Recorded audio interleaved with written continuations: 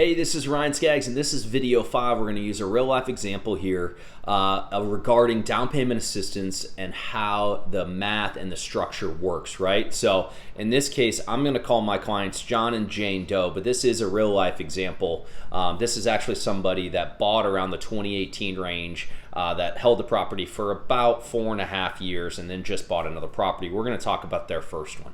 Now, they bought a property out in the suburbs regarding about $250,000. Now, they put the absolute minimum down. They didn't have a lot of, they had done a good job of putting money into retirement. They had not done a good job necessarily of getting a lot into savings. So with that said, they had a very minimum down. So 3% down, we did it $7,500.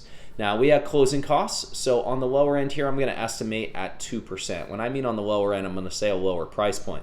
If you were buying a $500,000 home, your closing costs are not going to be $10,000 necessarily, but they might be 1.5% instead of the 2% number that I put here. So it's tough to put a percentage on, but when you look at, like, say, in the state of Illinois, $5,000 is a good general number to use. You want to contact your lender. You want to get applied to get credit qualified, see what you apply for or see what you're eligible for. But with that said, they can run through closing costs for you. I'm giving you a nice estimate here, a nice even estimate of $5,000. So that's a total of $12,500.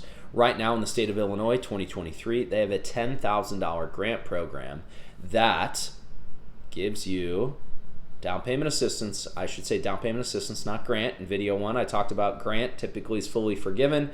Down payment assistance in my vocabulary typically is money that you have to repay at some point. So $10,000. Now they ask for, and they were in a market that dictated they could do this, a 1% credit from the seller. So they bought it for $250,000.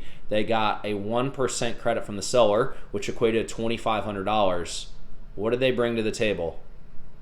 Zero. They brought literally $0 to the table. Now, this property they just sold recently for $322,000. So they made $77,000 before fees, before whatever else, right? They had to pay back their 10, right? In this case, I'm using the 10. They had a different down payment assistance back then that doesn't exist, so I'm not using that. But with that said, 67, they've got fee structure in there. They're walking away making like $50,000 that they're now rolling into their next property. That's alone from what they've been able to save. Just the equity, just the success story, being able to own the property, get some down payment assistance to help them into it. And that's the key part here as a first-time home buyer, is gaining wealth over time through real estate, right? It's not going to be hey, I'm going to buy a property and then I'm going to sell it next year, I'm going to make money. That is not what I'm condoning here, right? That is not what I'm suggesting. It's over time. So therefore, consider this example as your real life example, because this is an absolutely real life example of someone that was just trying to get the right amount of kind of down payment assistance, the right amount of savings, the right amount of cash out of pocket to make it work, and then saw the huge reward here, bring $0 to the table, but ended up making $50,000 in the transaction over time.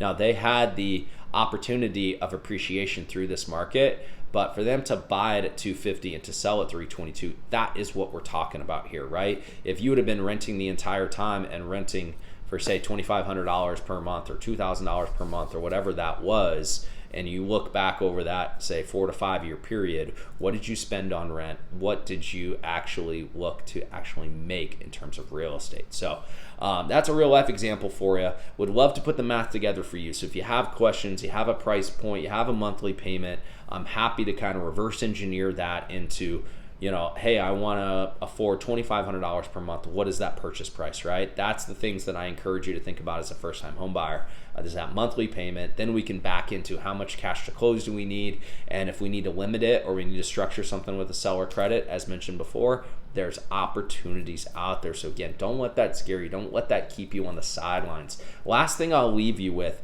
is the timing of the overall market is coming in as homes have been appreciating. It's scary, right? Like, homes are much more expensive than they were before.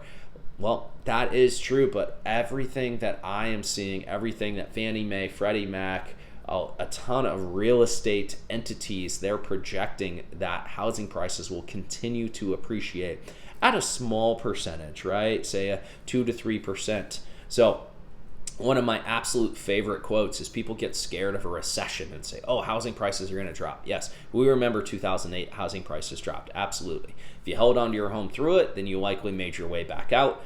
But in the last 8 of 9 recession, housing prices went up, not down, up. Go back and look at the data. They actually go up. Now, it's a small percentage, right? Maybe 1, 2% overall when you look across the country. But they actually go up when inventories are lower, there's still good demand, the market's doing bad, the equity market, and we're having some sort of recession, then we're actually seeing housing prices go up, not down. So don't let that scare you into, oh my gosh, I'm going to wait to then potentially pay more for a property, right? So my name is Ryan Skaggs. Thank you so much for tuning in to this First Time Home Buyer video series. Let me know what questions you have. Stay safe, and we'll see each other again soon.